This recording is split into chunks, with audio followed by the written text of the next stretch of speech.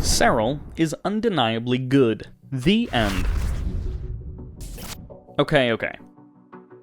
There are two things that come to the forefront when considering Serral. One is objective and the other only matters because of history. First, let's take a walk into the past.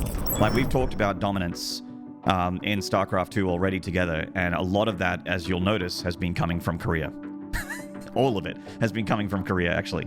Since its release in 1998, StarCraft has remained a popular game in South Korea. Even to this day, there's still a professional scene with big tournaments in South Korea. South Korea dominated professional Brood War, and in the early days of StarCraft 2, there were more Koreans at the highest levels of competition than non-Koreans. For those of you who forgot, or weren't into StarCraft 2 at the time, from the end of 2012 until early 2016, only 2 non-Koreans won a Premier tournament. And even before that, more than half of all Premier tournaments were won by Koreans. But as time marched on, there were changes to the professional scene, and non-Korean players got better and better until one day... It was GSL versus the world where they're like, this is where it stops. This is where reality crushes in and the Koreans remain as dominant as they've always been. But here, we're in the top 4. If he beats Rogue and goes to those finals, that in and of itself is monumental. But if he somehow raises that trophy, this is bigger than anything for the foreigner scene in particular that's happened in StarCraft ever in 20 plus years. Yep. I think he made patience a weapon that nobody else used as strongly as him before, where he has such strong constitution when it comes to long games as well, there he can play at his best level even if the game is going on for 30 minutes, and then he'll do it again and again and again until, you know, most people just can't keep up with that. Rogue on the other side, confidently going into his own +1 ranged upgrade. That tells us he wants to play Roach versus Roach. Rogue is not afraid of Serral. He's not going to shy away from him. As much as we've been respecting Serral's late game play, Rogue is ready to take it to him there. Serral catches the Ravagers in the open, snipes a whole bunch of them, pulls out of range of the Lurkers, and Serral once again finds a great engagement at the same time, uses this distraction, slips the Roaches into the main, picks up the hatchery down the south here, knocking Rogue down to 4 bases. Serral has a 5th back on the other side of the map. His burrowed Roaches are still in the main, causing problems. The Vipers yanking each other to the other side. The Hydra's starting to focus them down. Good reactive blinding cloud. Serral. Wow! Moves. Gets the last couple of Vipers there, and Serral's Vipers are still alive. Look at the gas banks. He's up 3,000 gas in the bank. He's wearing Rogue down slowly over time. Serral wraps around, and 5 more Lurkers go down. Rogue cannot afford these losses. Rogue looking for angles. He keeps running into the wall that is Serral, but the Hydra's swinging in from 2 sides. Serral wrapping around that army. This will be the last fight. Rogue is out. Serral wins and gets himself a grand final appearance for the first time here at BlizzCon. By beating Rogue and getting into the grand final at BlizzCon, Serral had done what no other non-Korean had come close to doing. Then, in the finals, Serral starts strong, opening up 3-0 against Stats.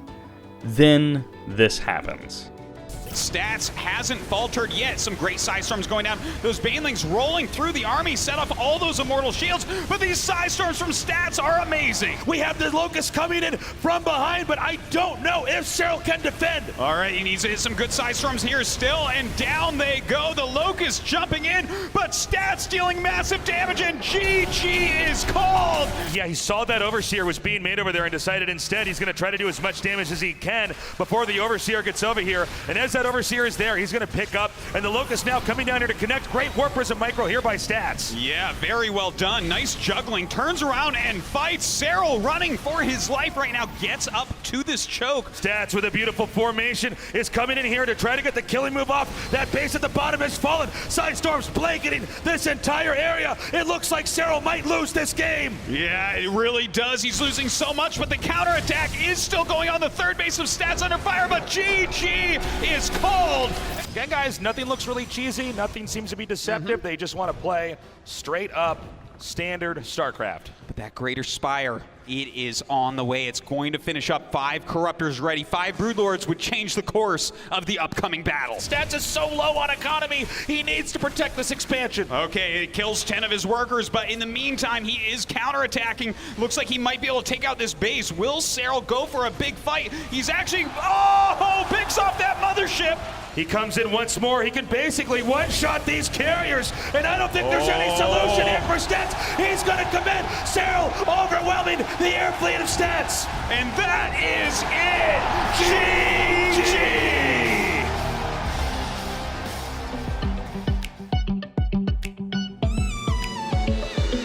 I would say it's not just about BlizzCon itself, it's just how consistently he has the results he has against some of the best Korean players in the world, right? We've seen breakout results from non-Korean players against Koreans before where, you know, somebody beats one of the best in a round of 8. Somebody, you know, takes up a map here and there's hope, but they always fell kind of short. And Serral was the first one who, like, really broke through that wall and then kept going and showed over and over again that it's not just, you know, a single day form, it's actually his, you know, strength. What defines Serral for you? Unbelievable levels of consistency.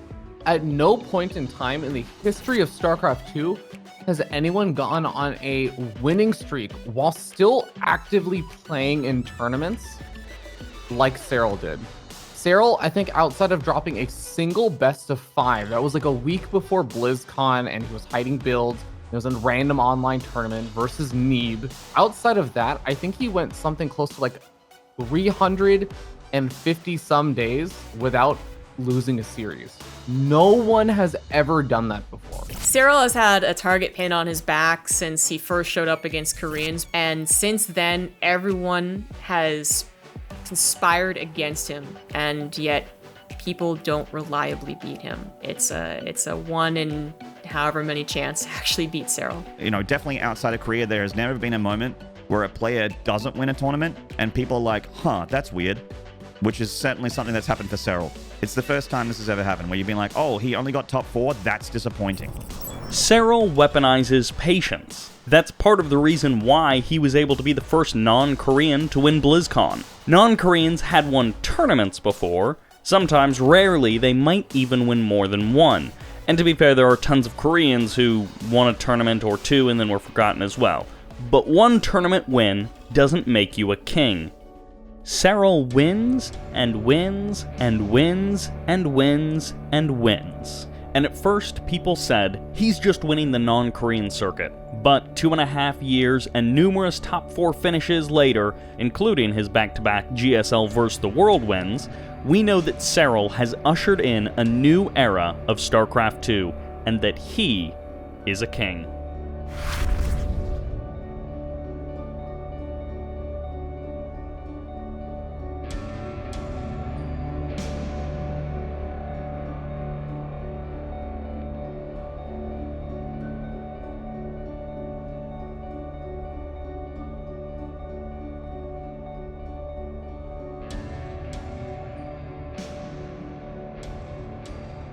I cast Serral back when he was like 14 years old, and he faced Jaedong, and me and my co-caster thought that it was going to be a complete wash, right? Like, it's just like boring, but at least we get Jaedong on our screen, right? And Serral ended up taking Jaedong in Mutiling Baneling, which was the go-to ZVZ meta at the time, as well as Jaedong's Stomping Ground. It was just like, okay, no, this is serious. This was not random chance. Serral does get a nice fungal right there. He does take out 5 Mutalisk, 4 Mutalisk? Yeah, 4 Mutalisk. Very good. Jaedong's Infestor's completely out of position, and that's a huge victory. The fungal going to go down, only catches a few of them there, but there's too many mutas for Jaedong to really dart in. He's going to try to chain fungal them, but a nice spread by Serral.